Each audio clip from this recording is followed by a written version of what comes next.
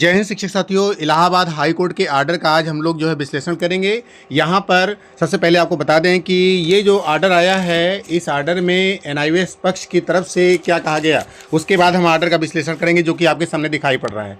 NIOS पक्ष ने इस बात को ये स्वीकार किया है कि हमारी जो प्रोसेस थी उसमें कुछ कमी आई है। हमें जो है जो हमारा केस है वो रिजेक्ट नहीं हुआ है और याचिका खारिज नहीं हुई है और इसे एक नए तरीके से करना पड़ेगा। यहाँ पर जिस प्रक्रिया के तहत हम हाई कोर्ट गए थे, हाई कोर्ट के पास वह शक्ति नहीं थी कि वह इन दोनों के मैटर में इंटरफेयर कर सके। जैसा कि एनसीटी और एमएचआरडी केंद्र सरकार के संस्थान हैं और इसलिए इन्हें एक लीगल नोटिस दे करके तभी ये कार्य कराया जा सकता है कि गजट प्रकाशन के लिए आदेश दिया सके। यहाँ पर डिपार्टमेंट ऑफ पब्लिकेशन के पक्ष को आज जज ने अच्छे से सुना। एनसीटी के एडवोकेट अवस्थी साहब ने बोला कि सर, जिस प्रोसेस से ये आए हैं उन्हें उस प्रोसेस के अंतर्गत हाई कोर्ट के पास पावर नहीं है और इस मैटर में वह हाई कोर्ट इंटरफेयर नहीं कर सकता है। आपको ये पता होगा कि एनसीटी एक लीगल बॉडी है और इस बारे में एनसीटी के एडवोकेट ने कहा कि यह अधिकार हाई कोर्ट को नहीं है।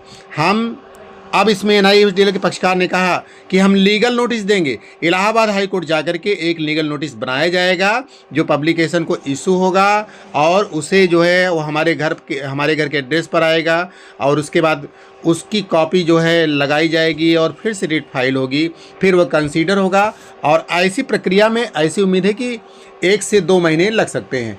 आइए जानते हैं कि कोर्ट ने क्या कहा। यहाँ पर आप देख पा रहे हैं कि रेट जो ऑर्डर आया, ऑर्डर का भी विश्लेषण कर देते हैं इसी वीडियो में। Writ serial number 3438/2024 petitioner Ajit Singh, respondent थे union of India and 3 others. यहाँ पर सलील कुमार राय जस्टिस, इनके द्वारा जो है ये फैसला दिया गया। यहाँ पर लिखा हुआ है, आपको एक एक चीज़ बताते हैं। यहाँ पर लिखा गया है, here the council for the petitioner Shri Rajesh Tripathi advocate respondent number 1 and 3 and Shri अजल कृष्णा एडवोकेट रेस्पोंडिंग नंबर 4।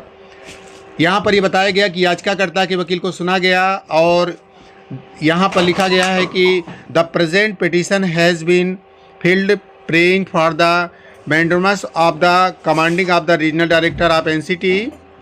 यहाँ पर आप इसको देख पा रहे हैं कि ये पूरा का पूरा लिखा हुआ है और इसके बाद यहाँ पर आगे लिखा हुआ है कोर्ट का आर्डर। मैं आपको बताता हूँ यहाँ पर क्या लिखा गया कोर्ट के आर्डर में।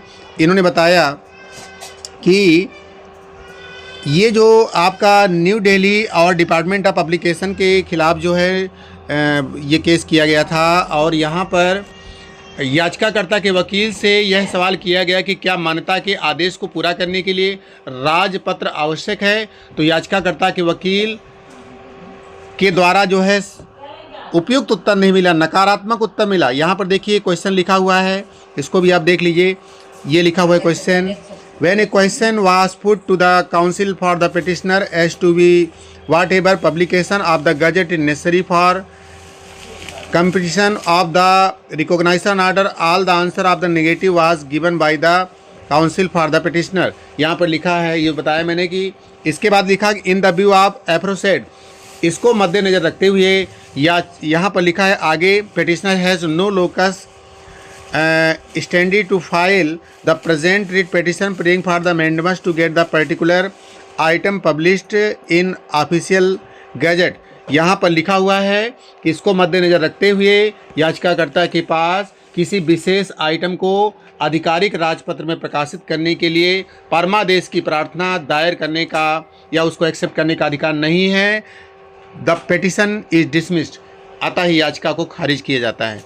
ये इलाहाबाद हाई कोर्ट का आज का ऑर्डर है और इसमें एनआईओएस के पक्ष लगे हुए उन्होंने बताया कि हम स्वीकार करते हैं कि हम जो है एक गलत प्रक्रिया से गए थे, उसकी सही प्रक्रिया नहीं थी, जैसा कि एनसीटी के वकील ने इस बात को कहा और इस कारण हमारा वकील सही जवाब नहीं दे पाया।